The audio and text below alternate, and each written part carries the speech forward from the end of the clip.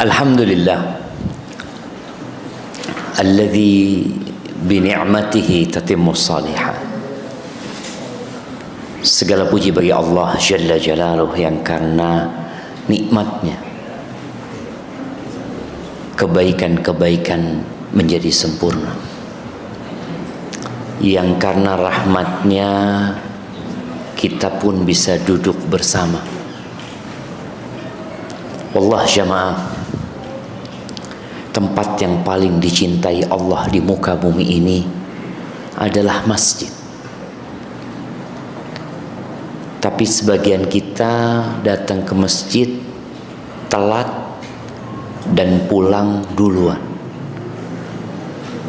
Padahal biasanya kita kalau di rumahnya seseorang yang mulia, seseorang pembesar, presiden umpamanya, kita itu ingin berlama-lama di rumah itu, ingin sering juga berada di tempat itu. Tapi kenapa di rumah Allah Azza wa Jal kita jadi nggak siap berlama-lama? Maka semoga kumpulnya kita di tempat ini menjadi persiapan kita untuk menjadi lebih baik, khususnya menyambut bulan Ramadan ya. Allahumma salli wa sallim ala abdika wa rasulika sayyidina wa maulana Muhammadin wa ala alihi wa ashabihi ajma'in. Amma ba'd. Tanggal berapa jemaah?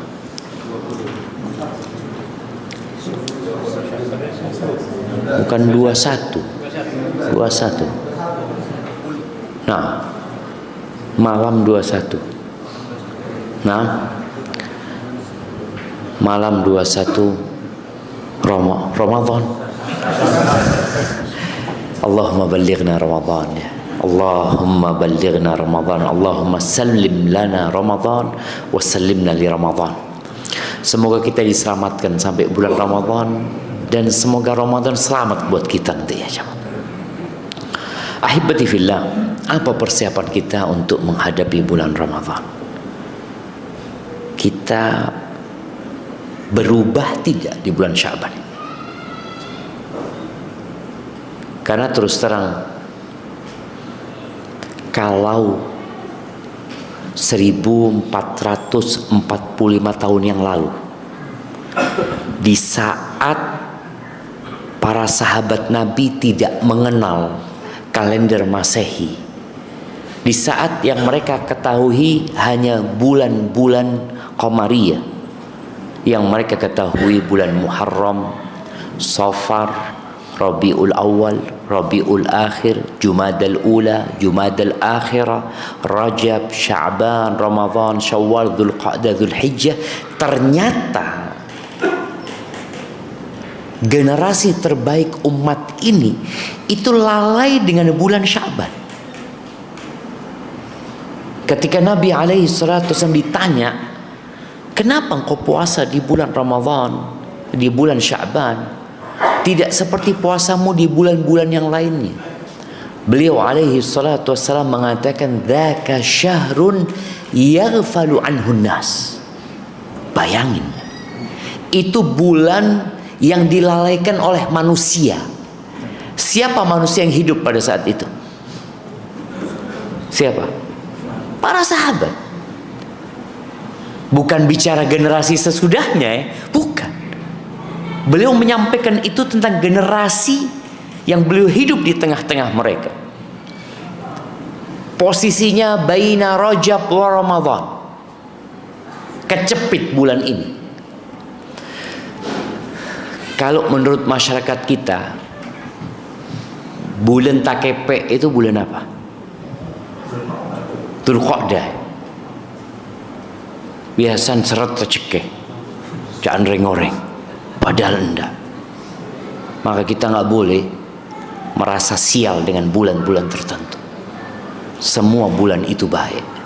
Sya'ban kecepit di antara bulan Rajab yang di masa jahiliyah, bukan di masa jahiliyah aja, yang sejak penciptaan langit dan bumi, bulan Rajab itu bulan haram. Sehingga generasi yang ada di masa itu tahu ini bulan haram. Mereka mengagungkan bulan Rajab. Wa Ramadan, yang merupakan bulan diturunkannya Al-Quran, bulan diwajibkannya puasa. Sya'ban kecepit. Akhirnya orang lalai. Bahkan sebagian orang itu habis-habisan berbuat dosa di bulan Sya'ban. Karena merasa, hari gini Ramadan jemaah, tak boleh tu sudah, bismillah sudah. Iya, mereka penghabisan di bulan Sya'ban. Yang mau wisata kuliner, mereka berpikir bulan Sya'ban ini bulan untuk menghabiskan makan siang di berbagai macam tempat makan. Padahal Nabi SAW memanfaatkan bulan Sya'ban untuk memperbanyak puasa. Kenapa? Turfa'u fihil a'malu ila rabbil alamin. Bulan Sya'ban itu bulan diangkatnya amalan menuju kepada Allah, Tuhan alam semesta. Fa uhibbu an yurfa'a amali wa ana sha'im. Aku ingin amalku diangkat dalam kondisi aku berpuasa.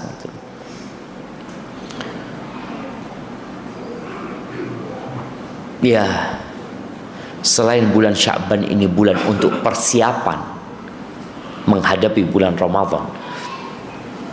Karena biasanya orang kalau nggak punya persiapan,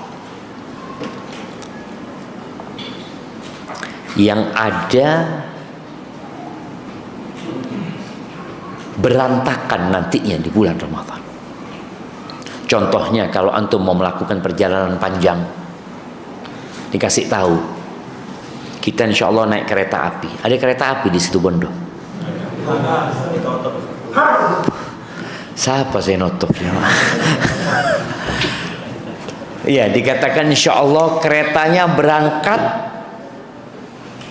jam 8 malam. Apakah antum akan berangkat ke stasiun jam 8? Tina jemaah. Perjalanan dari sini ke stasiun, mana tempat stasiunnya? Kan di Lombok. Iya. Berapa menit dari sini ke stasiun? 10 menit. Berarti antum harus sampai di stasiun sebelum jam 8. Persiapan antum, tas antum, makanan, kue, tiket, bahkan tiket mungkin sudah dipesan beberapa bulan sebelumnya. Seperti yang kita lihat sekarang, orang-orang menghadapi Ramadan itu yang dipersiapkan apa? Tiket mudik. Dia berpikir aku akan pulang tanggal sekian. Kenapa? Kalau aku nggak beli sekarang, habis tiketnya. Semua melakukan persiapan. Tapi untuk Ramadan ini apa persiapan kita? Rasulullah sallallahu alaihi wasallam di dalam hadis yang diriwayatkan Ibnu Majah dan Tirmidzi, beliau mengatakan idza kana awwalu lailatin min syahri Ramadan. Beliau menceritakan malam pertama di bulan Ramadan. Malam pertama itu biasanya spesial jemaah. Malam pertama pernikahan. Malam pertama di penjara. Malam pertama di kuburan. Selalu spesial malam itu. Nabi SAW menjelaskan tentang malam pertama di bulan Ramadan. Apa kata beliau? Sufidatis syayatinu wa maradatul jin. Setan-setan yang selama 11 bulan itu dilepas bebas menggoda manusia. Sejak awal Ramadan dia dibelenggu. Jin-jin yang bandel yang suka godain itu dibelenggu, dirantai dia. Wa ghulliqat abwabun nar falam yuftah minha bab. Pintu-pintu neraka ditutup. Yang kita tiap hari berdoa, Allahumma inni a'udzubika min adzabi jahannam. Tuh pintu neraka ditutup. Berapa jumlah pintu neraka? Berapa? Oh, tidak pernah tahu. Berapa? Oh, mau masuk neraka, masuk surga? Paling tidak kita sudah tahu, Bu, ini mau segini berarti neraka. Berapa? Hah? Oh, mari tepat mata tidak saya tahu. Berapa? 7. Masya Allah. Betul. Beri hadiah mana jamaah? Bagaimana hadiah? Oh, beri aing apa sana? Beri sudah. Iya. Pintu neraka itu 7. Tidak ada satu pun yang dibuka. Ini sebagai bentuk berkah yang Allah berikan di bulan Ramadan, supaya orang itu ibadah lebih fokus, lebih nyaman, tidak ada yang ganggu. Pintu neraka ditutup. Wa futtihat abwabul jannah falam yughlaq minha ba. Pintu-pintu surga dibuka, tidak ada satu pun yang ditutup. Berapa pintu surga?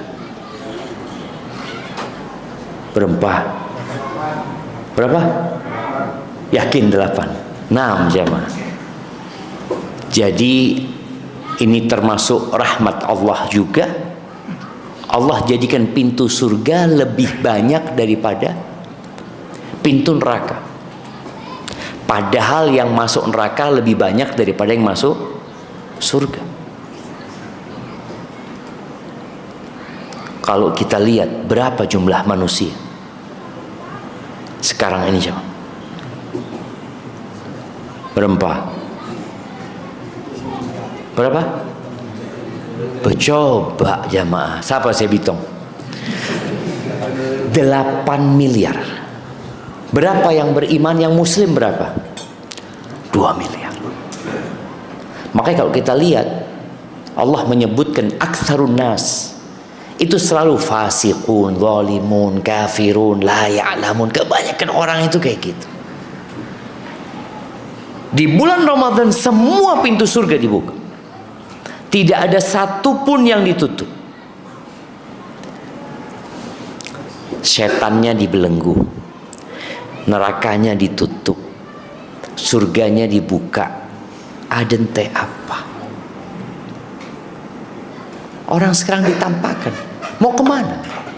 Ditambah lagi kata Nabi SAW, wa yunadi munadin ya baghiyal khair aqbil wa ya baghiyal syarr aqsir. Ditambah lagi ada yang menyeru, ada yang manggil. Artinya kadangkala orang itu duduk-duduk nggak tahu kalau tempat makan dibuka. Tek dan teh andreng-andreng. Padahal dibuka pintunya, tapi dia tidak bergerak untuk masuk ke tempat makan itu. Kalau lagi ada makan prasmanan atau apa ya. Di sini Nabi menjelaskan Sallallahu Alaihi Wasallam bahwa ada yang menyeru, ada yang memanggil, ya baghil khair, wahai pencinta kebaikan, ayo. Entah kemana situ? Ayo, ini sudah pintu surga yang dibuka. Wa ya baghiyal syarr aqsir, yang cinta keburukan tahan. Setannya dibelenggu, masa tidak setan gitu. Dan kita lihat jemaah, ada orang-orang yang jadi setan di bulan Ramadan, padahal setan yang asli itu dibelenggu. Pintu neraka ditutup, maksa masuk neraka.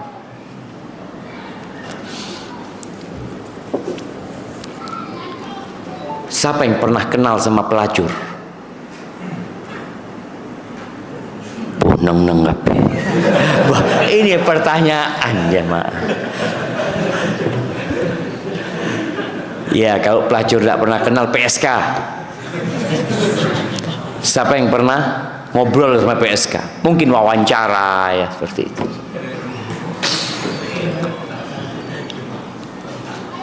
Istri Anda cerita tentang sohibnya yang sudah tobat. yang pernah jadi pelacur, yang kemudian dia sempat ingin bunuh diri ya. Dia mau tobat tapi sama masyarakat itu nggak diterima, dianggap orang ini udah nggak mungkin bersih lagi, dianggap orang suka ganggu lakinya orang, macam-macam ya. Dia cerita, di antara yang dia ceritakan itu, ternyata paling laris pelacur itu di siang hari bulan Ramadan. Bayangin, karena para istri nggak mau melayani suaminya. Istri yang halal jadi haram di siang hari bulan Ramadan. Akhirnya tadi yang mau jadi setan mungkin, yang tidak tahu dengan rahmat yang Allah berikan, yang maksa menceburkan dirinya ke neraka, mereka berzina di siang hari bulan Ramadan. Na'udzubillah. Makanya dijelaskan sama Nabi SAW ini, ada yang menyeru, ada yang manggil. Walillahi utaqa minan nar wa dzalika kullu lailah. Dan Allah itu memberikan pembebasan vonis dari api neraka. Antum semua punya tempat di neraka, sama-sama anak. Jadi setiap orang itu punya tempat di neraka, punya tempat di surga. Nanti ketika di alam kubur, kalau dia orang yang beriman, setelah melalui proses penyidikan, pertanyaan, lalu dia sukses menjawab pertanyaan-pertanyaan itu, dibukakan pintu ke neraka, ditunjukkan, hadza maq'aduka minan nar. Ini loh posisimu di neraka yang ini, kalau engkau nggak beriman. Kemudian ditutup, dibukakan pintu ke surga. Dia melihat surga, dia mencium baunya surga. Dikatakan karena engkau beriman, Allah gantikan posisimu di neraka dengan posisimu di surga. Maka ketika itu dia kepingin cepat kiamat itu terjadi supaya dia bisa masuk surga. Di bulan Ramadan, Allah itu memberikan vonis bebas dari api neraka setiap malam. Bagaimana sikap kita?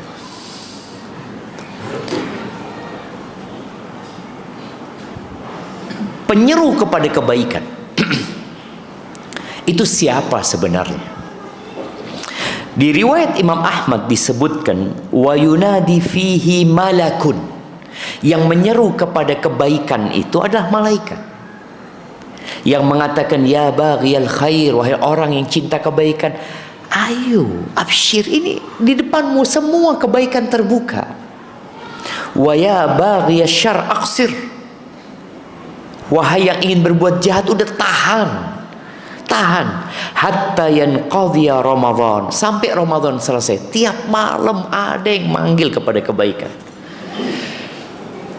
Al-Imam Al-Munawi menyebutkan, boleh jadi itu suara malaikat, panggilan malaikat di hati kita, digerakkan kita untuk berbuat baik, dibisiki kita untuk berbuat baik. Boleh jadi panggilan malaikat yang benar-benar ada, cuma kita tidak mendengarnya secara langsung, tapi kita merasakan panggilan itu. Di seluruh daratan Indonesia, di bulan Ramadan manusia berubah secara umum ya. Masjid yang biasanya sepi jadi ramai. Antum bisa lihat malam pertama Ramadan itu full orang sholat tarawih, walaupun tidak sholat 5 waktu. Norok tarawih kadang-kadang jamaah. Iya, ada jamaah. Mereka berpuasa walaupun tidak sholat. Apa sebab saya Muslim jemaah? Apa asah jan? Bagaimana tak abajeng? Ki belum oleh hidayah. Mohon puasa alhamdulillah oleh hidayah.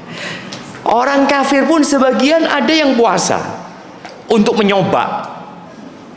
Jadi sekedar mau merasakan sensasi puasanya orang Islam. Oleh karena itu perlu digarisbawahi, yang akan diampuni dosanya, yang akan dimasukkan ke surga Allah Azza wa Jal, itu man shoma ramadhana imanan wahtisaban.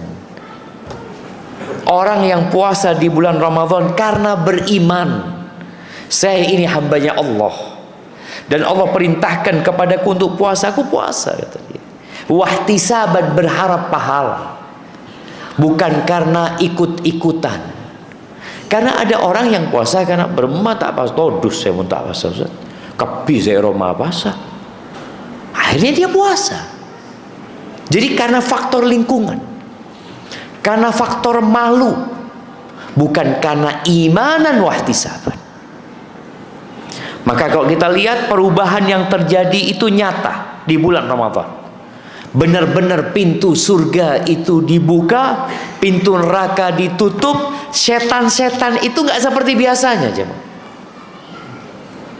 Kapi orang yang mana-mana nekuk Quran, ya, Masya Allah. Tukang becak tojuk nekuk Quran, Masya Allah. Iya.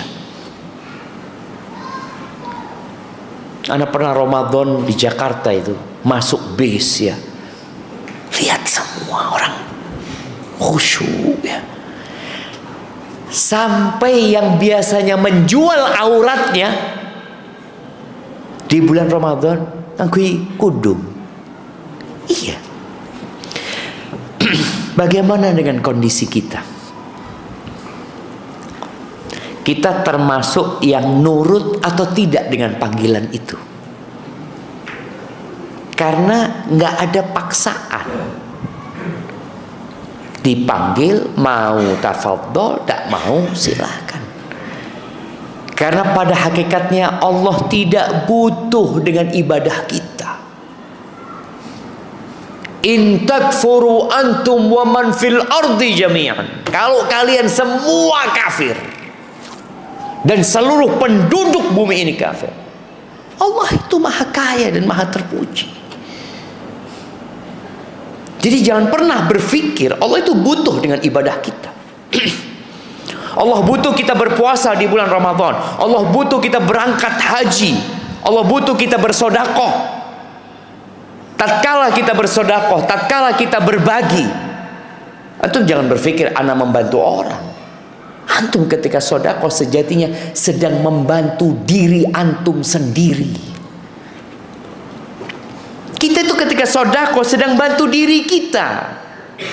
Makanya perasaan ana bantu fulan, apa antum bantu? Antum bantu diri antum. Ketika kita merasa membantu orang lain, yang akhirnya nanti ada unsur ujub, riya, selesai. Maka ingat, Allah tidak butuh dengan ibadah kita. Hari ini pun Allah nggak butuh kita datang ke rumahnya, duduk di kajian ini. Ahibati fillah, kalau sudah dipanggil, maka persiapkan diri. Antum perlu membuat program, perencanaan. Mau ngapain di bulan Ramadan? Yang pertama,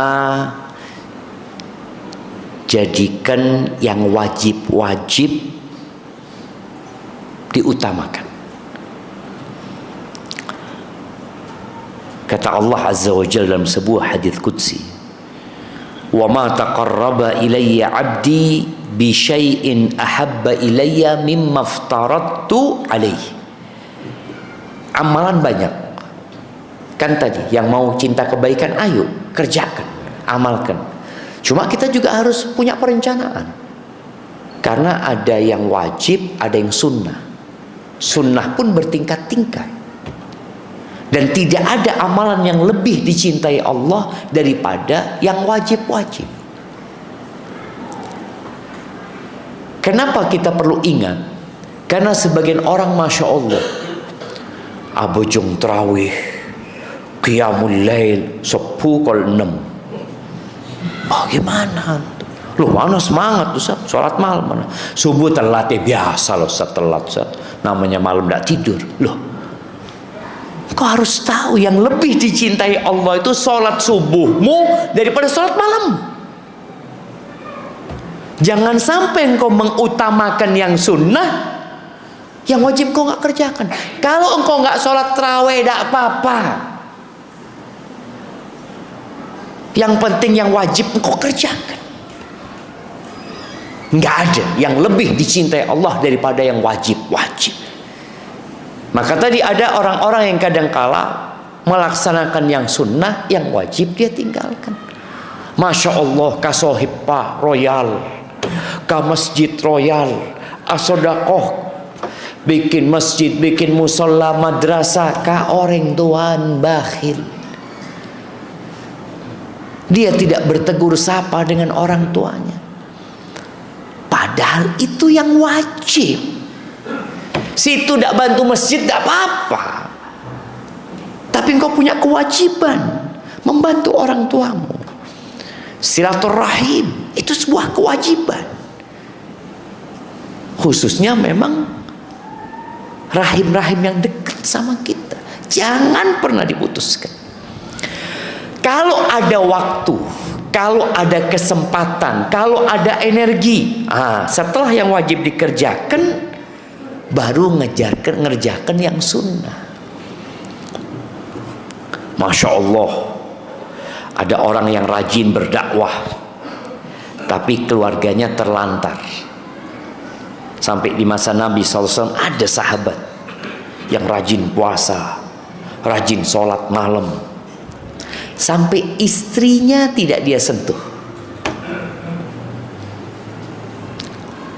Apa kata Nabi SAW? Engkau tahu istrimu itu punya hak. Kalau sudah bicara hak, itu kewajibanmu. Tuhanmu punya hak, tubuhmu punya hak, tamumu punya hak. Fa'ati kulladhi haqqin haqqahu. Harus profesional antum.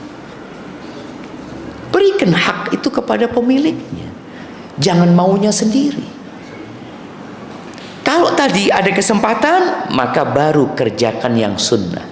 Wa ma yazalu 'abdi yataqarrabu ilayya bin nawafil. Hambaku ini terus mendekatkan dirinya kepadaku dengan yang sunnah-sunnah. Hatta uhibbahu, sampai aku cinta sama dia. Jadi kalau bicara sholat maghrib semua sama.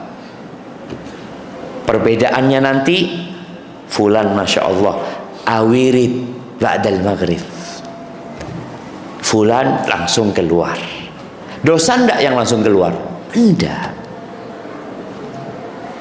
Tapi yang berzikir duduk lebih utama. Yang berzikir duduk, tahu-tahu pulang sholat ba'diyah di rumahnya. Yang satu sholat sunnah di masjid. Lebih utama mana? Sholat sunnah di rumah umpamanya. Jadi ada hamba yang terus berusaha mendekatkan dirinya kepadaku dengan yang anjuran-anjuran, bukan kewajiban. Hatta uhibbahu, sampai aku cinta sama dia. Dan kalau sudah dicintai Allah, selesai. Allah akan bimbing kita. Kata Nabi sallallahu alaihi wasallam, fa idza ahbabtuhu, ini firman Allah dalam hadis qudsi, kalau aku cinta sama dia, kuntu sam'ahu alladhi yasma'u bihi. Aku adalah pendengarannya yang dengannya dia mendengar. Kita kalau suka mendengar yang haram, berarti Allah belum cinta sama kita. Tapi kalau pendengaran kita selalu yang baik-baik, ya Allah, mudah-mudahan tanda cinta Allah. Kita dengar yang buruk, na'udzubillah min dzalik. Wa basarahu alladhi yubsiru bi, aku jadi pandangannya yang dengannya dia memandang. Kalau kita masih memandang yang dibenci sama Allah, berarti Allah belum cinta sama kita. Tapi kalau kita melihat yang haram, menundukkan pandangan, tisyubiha, dan kata Allah, aku akan jadi tangan, tiyamshi biha, aku akan jadi kakinya. Ini rezeki setahun sekali, Ustaz. Iya. Maka tolong Antum berusaha melihat kemana antum melangkahkan kakinya. Bukan dilarang ke pasar, fadhol ke pasar, kerja usaha silahkan, tapi berangkat ke pasar dengan niat memberikan nafkah kepada keluarganya, dengan niat memberikan nafkah kepada kedua orang tuanya, kepada anak-anaknya yang kecil, atau dengan niat, ya Allah, agar aku tidak jadi benalu di masyarakat. Insya Allah langkahnya jadi kebaikan. Tapi kalau dia berangkat ke pasar, berusaha, bekerja siang malam, riyaan wa mufakharatan, hanya sekedar untuk berbangga-banggaan, untuk pamer harta dia, fahuwa fi sabilis syaitan, dia di jalannya setan dia.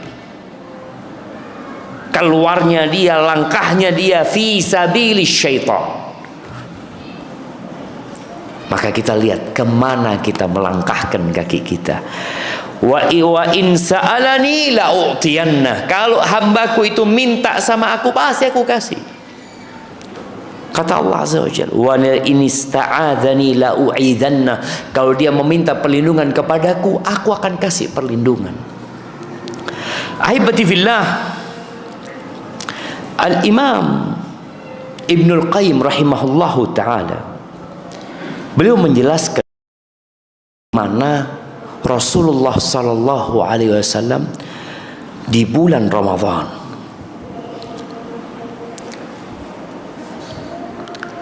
kana adzan jamaah belum ya. Kana sallallahu alaihi wasallam a'zaman nasi sadaqatan. Nabi alaihi salatu wasallam adalah orang yang paling besar sedekah. Kalau secara kekayaan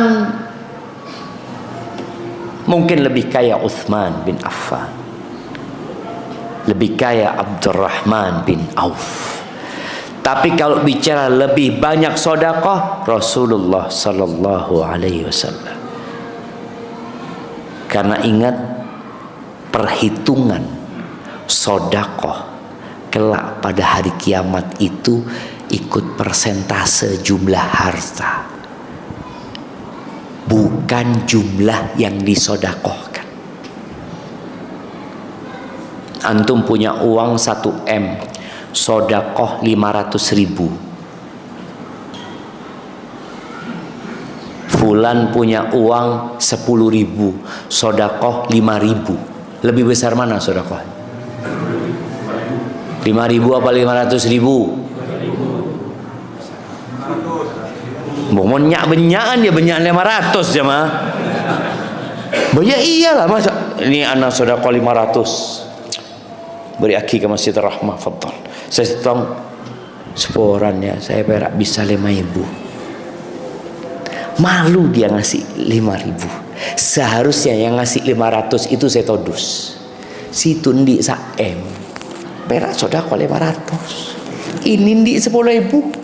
Sedekah 5.000, setengah hartanya dia berikan. Itu kan yang seperti itu. Maka dikatakan Nabi SAW a'zaman nasi sadaqah. Sampai saya kue beri akibat Nabi SAW. Bayangkan, beliau punya banyak, punya sedikit dibagikan. Sampai ada sahabat minta, beri boleh, beri boleh. Kata Nabi SAW, kalau masih ada nak kasih. Tapi nggak ada. Maka jangan sampai antum sodako adentek soki. Insya Allah saya mau sudah di penghasilan 10 juta baru anak mau sodako. Bah, jangan. Ini kesempatan. Ketika antum masih sedikit uangnya, antum bisa mendapatkan derajat yang tinggi di surga. Kata Nabi SAW, sabaqa dirhamun mi'ata dinar. 1 dirham bisa mengalahkan 100 dinar. Berapa? Anggap 100.000 bisa mengalahkan 400 juta. Iya, 100 dinar itu kira-kira 425 gram.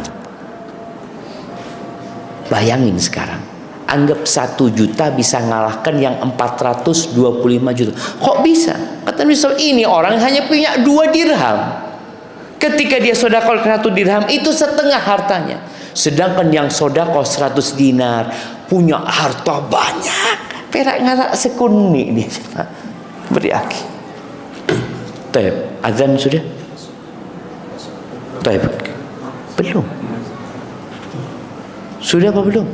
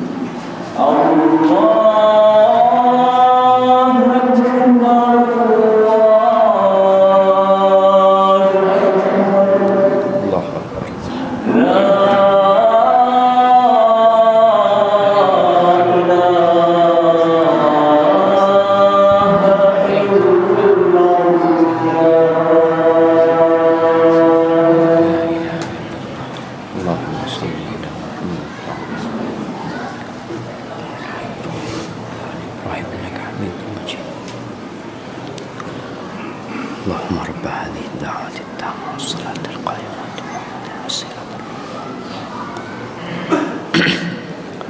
Allahumma salli wa sallim ala Muhammad.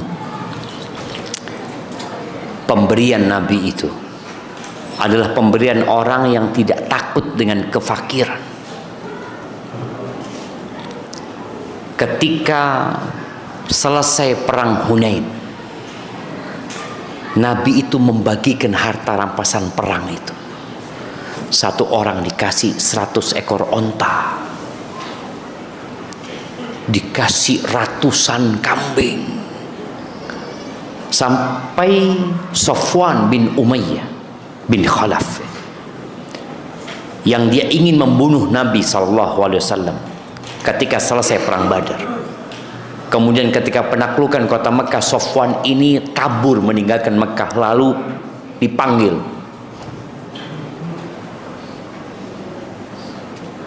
oleh salah satu sahabatnya, Umar. Datang lagi dia ke Mekah dengan jaminan. Akhirnya Dia ikut perang Hunain karena Nabi SAW pinjem baju besi sama dia, 100 baju besi. Orang kaya dia. Ketika Nabi SAW ngambil baju besi itu, tanya Sofwan, "Aghasban ya Muhammad? Apakah ini perampasan?"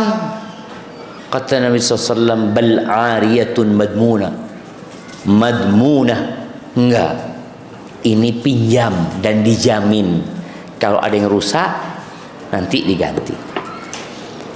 Ikut nih, selesai perang, Nabi SAW mulai membagikan harta rampasan perang. Sofwan ini matanya curi-curi pandang ke satu tempat yang begitu banyaknya hewan ternak di sana. Lihat Sofwan, Nabi SAW tahu Sofwan matanya ke situ. Kata Nabi SAW, "Ayu'jibuka hadha ya Aba Fulan?" Apakah engkau takjub dengan harta yang banyak ini? Kata dia, "Iya." Apa kata Nabi SAW? "Huwalak." Itu semuanya buat engkau. Apa kata Sofwan? "Asyhadu an la ilaha illallah, asyhadu annaka rasulullah." Kata, enggak mungkin, kata dia. Orang mau ngasih orang lain harta sebanyak ini, manusia biasa nggak mungkin. Kata dia. Pasti dia nabi, kata dia. Langsung dia masuk Islam. Sampai seperti itu. Wa kana al-ata'u was-sadaqah ahabba syai' ilaihi. Nabi itu senang sekali berbagi dan bersedekah. Senang jemaah. Kan sebagian kita susah. Kayak tadi pengumuman, ayo yang mau sedekah, ini saya dompet Taitina. Siapa? Berat itu. Makanya sampai ada unsur pemaksaan, Ustaz ya. Kemudian wa kana sururuhu wa farahuhu bima yu'ti. Nih lihat, kegembiraan Nabi SAW, kesenangan Nabi dengan berbagi itu lebih besar daripada kesenangan orang yang ambil.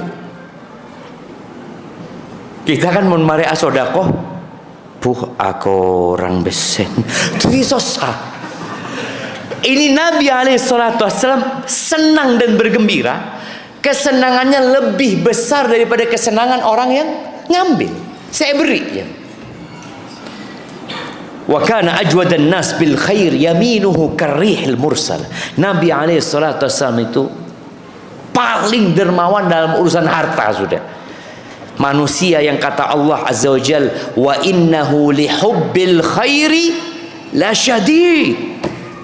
Itu Nabi SAW paling dermawan dengan urusan harta. Yaminuhu karrihil mursalah. Tangan kanan kayak angin jemaah. Abri, ada beri aki Nabi SAW. Wa kana idza arada lahu muhtaj atharahu ala nafsi. Kalau kebetulan datang orang yang butuh, Nabi lebih mengutamakan orang itu daripada dirinya sendiri. Alaihi salatu wassalam. Taratan bi ta'ami. Ini bagaimana Nabi alaihi salatu wassalam berbagi. Kadangkala dengan makanan beliau, kadangkala dengan pakaian beliau. Wa kana yunawwi fi asnafi ata'i wa sadaqati. Beliau meragamkan cara membaginya. Kadangkala hibah, kadangkala sedekah, kadangkala hadiah. Ini juga berbagi ya, Ma. Jadi kita jangan selalu berpikir yang namanya sedekah berarti ke orang miskin. Enggak. Kita memberikan ke sepupu kita, ke teretan kita, hadiah, itu berbagi. Bahkan Nabi SAW mengatakan, tahadu tahabu. Kalian saling berbagi hadiah lah. Kalian akan saling mencintai. Kadang-kala dengan ngundang makan. Ini berbagi. Jadi jangan cuma beri ke masjid lu. Iya, silahkan ngasih ke masjid, ngasih ke fakir miskin, tapi jangan lupa untuk belikan hadiah. Kita punya saudara-saudara di teretan apa, beri aki hadiah, mau menyambut bulan Ramadan ini, umpamanya kita berbagi dengan mereka. Kadangkala Nabi SAW beli sesuatu ke orang, orang ini butuh, dia jual barangnya. Kita ini mau tata membi orang seputo bermacam, jual HP, pasarannya 2 juta, mari sudah 1 juta, Mari lah jamaah awak tepak jamaah 2 juta ini. Ya dah, tambahi 100 duit saya. Beli orang jemaah. Ini Nabi SAW mun beda orang puto dibeli dengan harganya mare bejer beri akibat dengan sallallahu alaihi wasallam. Artinya kalau mau ngasih orang ini fulus kadang-kala malu ya orang itu dikasih, maka dibeli barangnya beri PCB Nabi, barangnya dikembalikan alaihi salatu wassalam. Allahu Akbar. Itu beliau pernah lakukan kepada Jabir bin Abdullah. Jabir ini ontanya lambat sekali, tak pak jamaah. Akhirnya kata Nabi SAW, didoakan sama Nabi jadi bagus jamaah.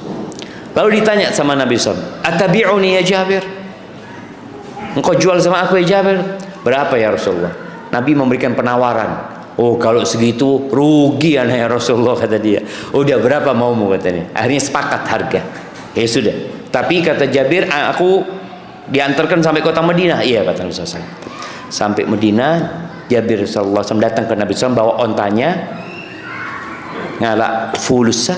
Setelah diambil uangnya, kata Nabi SAW, bawa lagi ontamu itu. Wah, kata Jabir Alhamdulillah, ini yang paling aku tidak mau, kata Jabir. Sudah dikasih fulus, ontanya apa beli?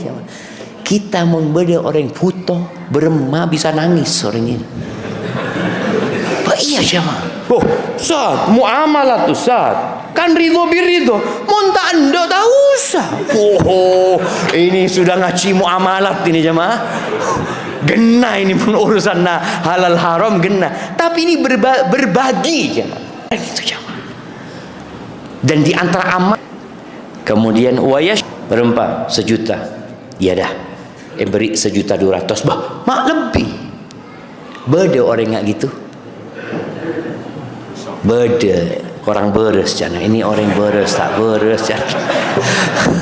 Dianggap tak beres ya mah. Padahal dia mau berbuat baik sama orang tersebut. Nah, dia berikan lebih banyak. Maka coba antum jamaah. Yang ingin kebaikan, yang cinta sama kebaikan, perlu melakukan itu. Wa yaqbalul hadiyah, beliau terima hadiah. Wa yukafi 'alaiha bi aktsar minha, dikasih hadiah lalu beliau balas hadiahnya dengan yang lebih bagus, dengan berlipat-lipat ganda.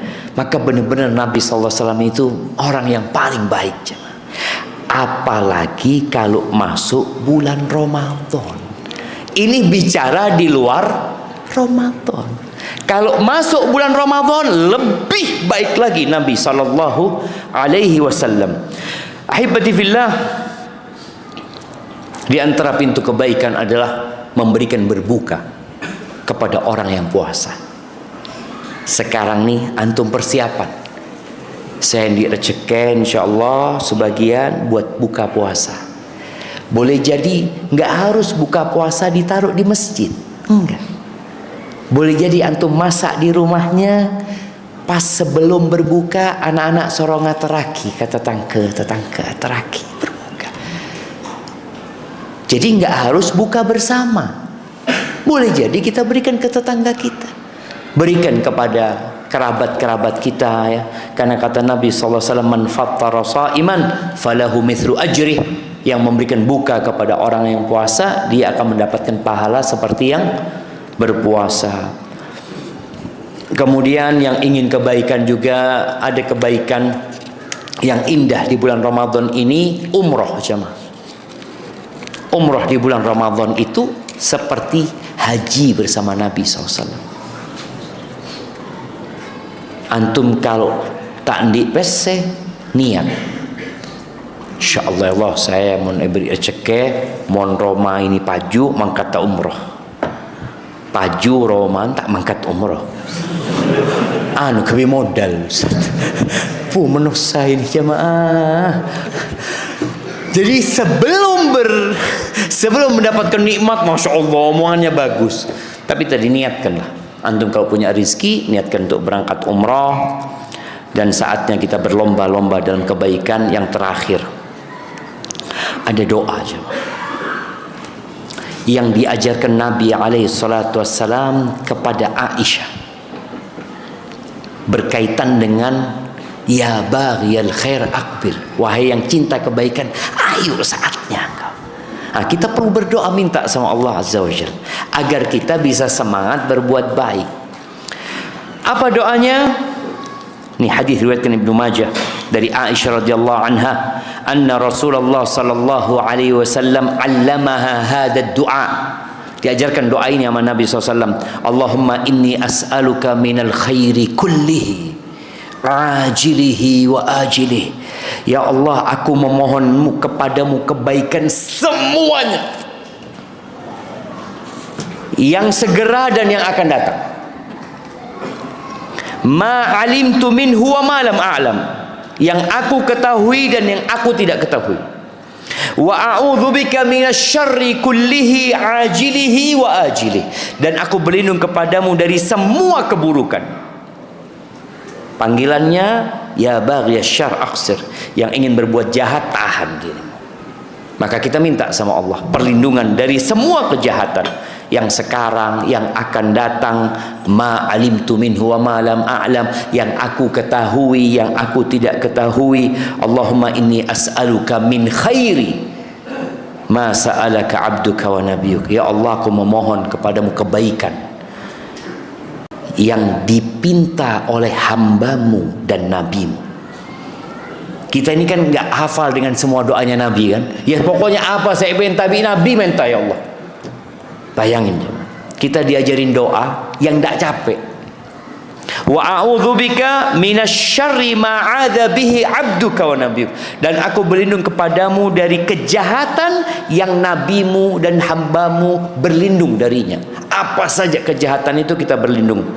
Allahumma inni as'alukal jannah wa ma qarraba ilaiha min qaulin aw amal. Ingat, pintu-pintu surga dibuka.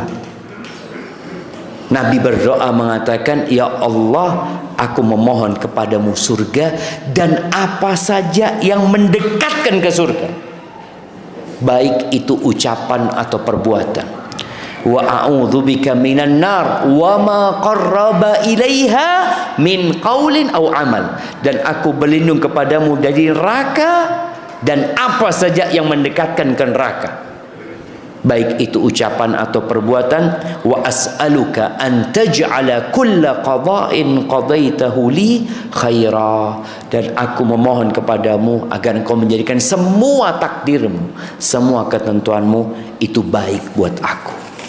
Barakallahu fiik. Itu mungkin dapat kita kaji pada kesempatan kali ini. Di sini ada beberapa pertanyaan yang sudah masuk. Assalamualaikum Ustaz. Apakah benar ridha orang tua termasuk ridha Allah? Karena orang tua ana memberi pesan kepada ana agar mencari calon istri yang tidak memiliki latar belakang orang tuanya cerai. Apabila ana menolak pesan orang tua, apakah durhaka? Barakallahu fikum. Masya Allah. Ahibati fillah, ridha Allah fi ridha walidain. Iya, keridhaan Allah bergantung dengan keridhaan orang tua. Wa sukhtullah fi sukhtil walidain, dan kemurkaan Allah itu bergantung kemurkaan orang tua. Jadi kalau urusan pernikahan, yang mau menikah ini memang putrinya atau anak laki-lakinya, pesan orang tua baik.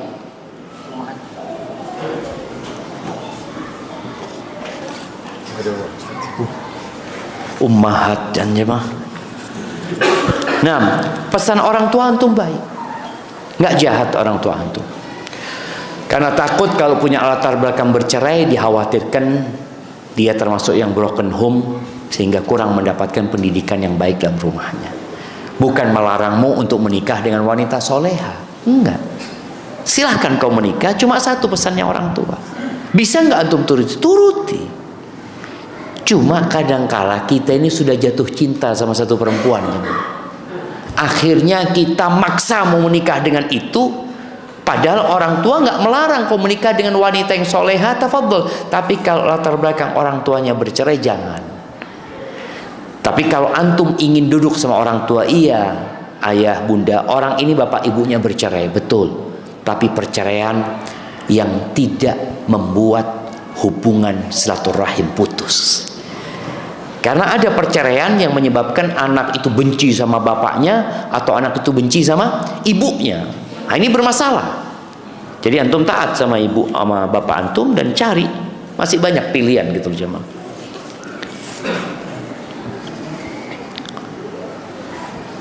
Saya bertanya Ustaz, saya dan keluarga sudah 8 tahun masih ngontrak. Jika nanti ada rezeki uang lebih, yang utama beli rumah atau umrah Ustaz. Mohon doanya Ustaz, semoga bisa umrah bersama Ustaz. Amin.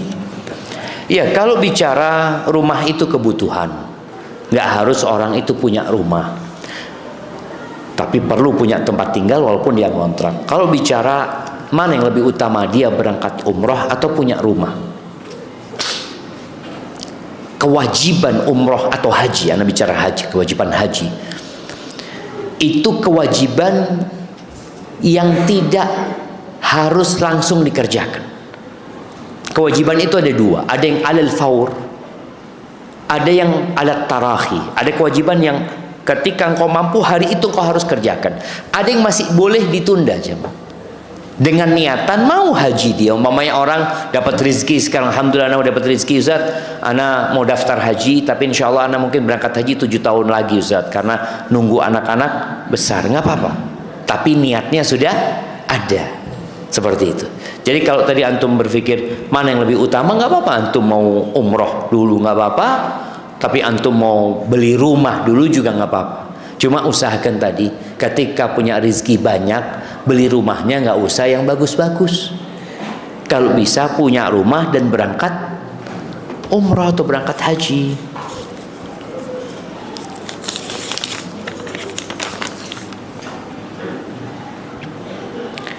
Assalamualaikum Ustaz. Waalaikumsalam warahmatullahi wabarakatuh. Bagaimana cara menasihati suami agar mau beribadah Ustaz? Sedangkan sudah dinasehati tapi seolah-olah tidak didengarkan. Mungkin kopok. Mak tak ngeding ya mak. Ya kita kan husnudzon jamaah. Bukan tak ngeding. Mungkin setiap kita mengungkapkan keluh kesah tidak pernah didengarkan. Terima kasih, wassalam. Apa yang harus dilakukan istri? Ya, yang pertama, istri ini hendaklah engkau itu menjadi teladan buat suamimu. Berikan pelayanan yang maksimal kepada suami. Dan nasihat anak kepada para istri ya. Rasulullah SAW ketika bertanya kepada seorang wanita, "Adzatu zaujin anti?" Engkau punya suami? Kata perempuan ini, "Iya ya Rasulullah." "Kaifa anti minhu?" Gimana sikapmu kepada suamimu? "La alu illa ma'ajistu." Aku tidak pernah menelantarkan dia, mensia-siakan dia kecuali yang aku nggak mampu. Apa kata Nabi SAW? "Unduri aina anti minhu." Lihat sikapmu kepada istrimu, kepada suamimu. Fa innama huwa jannatuki au naruki. Suamimu itu surgamu atau neraka. Dan bagi para wanita yang suka menyakiti suaminya, yang tidak memberikan pelayanan yang maksimal kepada suaminya, ingat ada bidadari yang mendoakan keburukan buat dia. Jadi kalau ada seorang istri menyakiti suaminya, maka ada bidadari yang mengatakan qatalakillah, semoga Allah mencelakakanmu. Di sini orang kalau suka nyakiti suaminya akhirnya celaka hidupnya.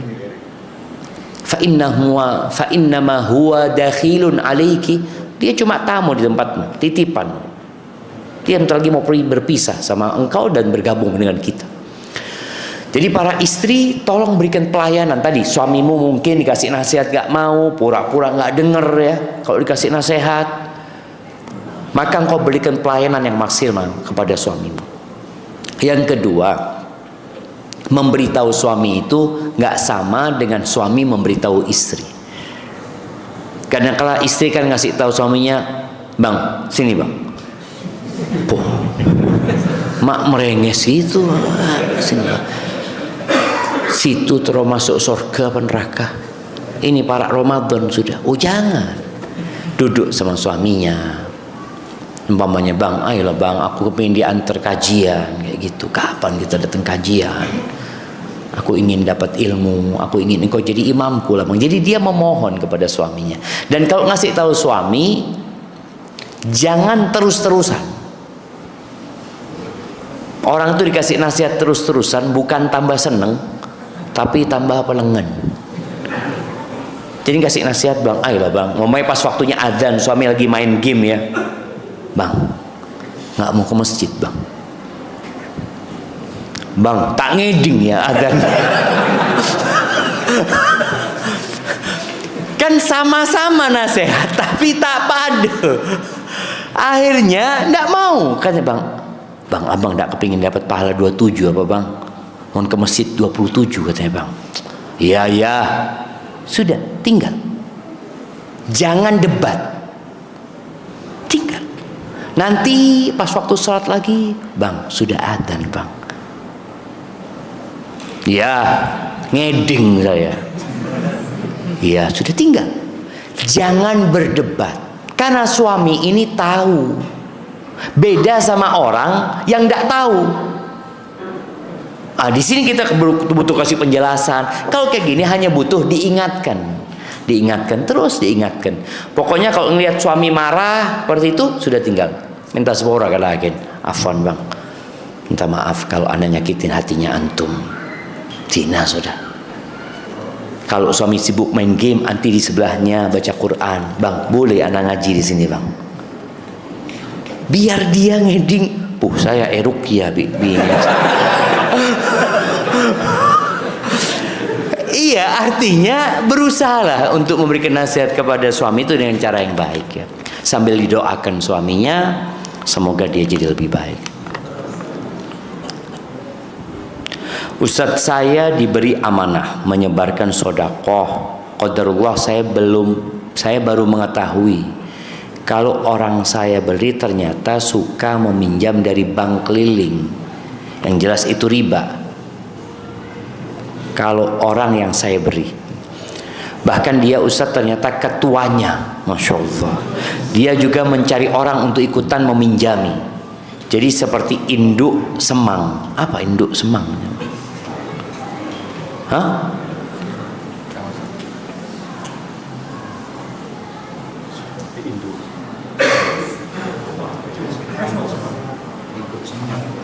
Apa induk semang? Hah? Ketua. Oh, induk semang. Bahasa apa ini? Password. Hal ini membuat saya mencoret dia dari titipan sedekah karena amanahnya diberikan orang yang tidak mampu, dan kalau bisa yang alim atau janda, anak yatim. Dosakah saya, Ustadz, mencoret dari daftar penerima sedekah? Enggak dosa. Cuma kita itu berusaha untuk memperbaiki. Terus terang jamaah, tidaklah kemungkaran itu merajalela kecuali disebabkan diamnya orang-orang yang berilmu, tidak mengingkari. Mungkin anti tidak bisa mengingkari, datang ke ustadz yang ada di kampung, ke kiai saya berdiri sana, ke lora saya berdiri sana, minta tolong. Masyarakat ini dikasih tahu, kesian Allah jemaah, kesian, melarat di dunia. Dan dia meminjami dengan harapan hidupnya lebih mapan, padahal dia dilaknat sama Allah Azza wa Jalla. La'ana Rasulullah SAW akilar riba. Laknat yang makan riba, yang memberi makan dilaknat. Ustaz, saya ini yang dizolimi Ustaz. Saya tak membuduk pese. Saya abri buduk. Saya buduk, saya abri buduk pada boy. Saya nyatet pada. Saya tetisak saya pada. Maka tidak apa-apa dicoret dari sana, tapi tolong dikasih tahu kenapa dicoret. Kenapa engkau dicoret? Dan wallah kesian jemaah, Allah kesian. Antum ini perlu bergerak menyampaikan kepada mereka tentang bahaya riba ini yang sudah dianggap remeh sama masyarakat.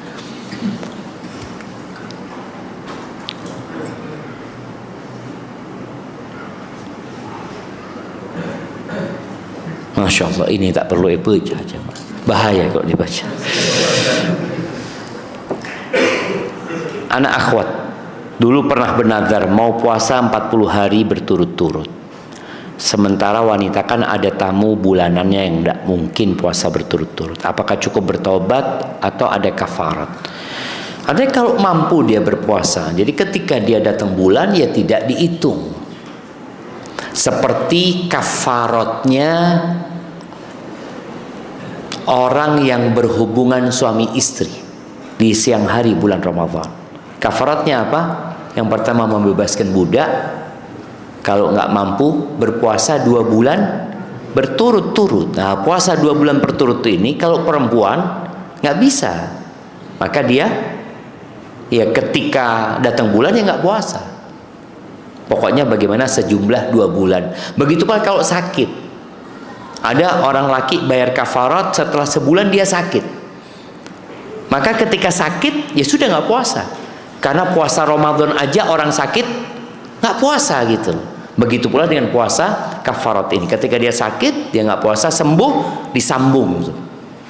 Jadi puasanya nyambung. Tapi kalau ada halangan yang membolehkan untuk berbuka atau wajib berbuka nggak ada masalah. Jadi nanti kalau memang sudah nazar puasa 40 hari dan mampu dilakukan puasa tersebut, tafadhali.